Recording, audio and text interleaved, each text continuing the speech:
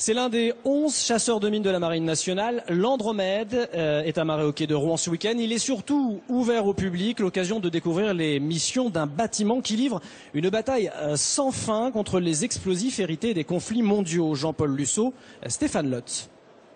Pour lui, la bataille ne finit jamais. Le chasseur de mines Andromède, basé à Brest, explore sans relâche les côtes normandes et bretonnes.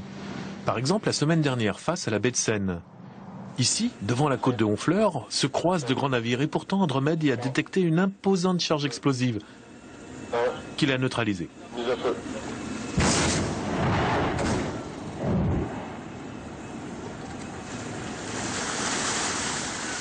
On estime qu'il existe encore à peu près 200 000 objets explosifs qui sont immergés par faible profondeur, voire jusque sur l'estran. Cette année, en 2012, rien que sur les côtes de Manche, ont été contreminés environ 24 tonnes d'explosifs. Une coque de 52 mètres en résine au champ magnétique réduit, Andromède chasse la mine au moyen de ces grosses torpilles jaunes, les poissons autopropulsés, les papes en jargon militaire. Et quand les papes ne peuvent intervenir, c'est le tour des plongeurs, des mineurs.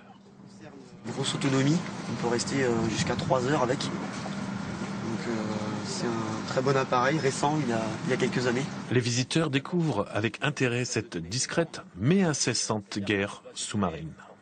Les plongeurs qui peuvent plonger jusqu'à quand même 80 mètres, c'est assez impressionnant. Cette escale a pour but de séduire. La Marine nationale est toujours friande en nouvelles recrues.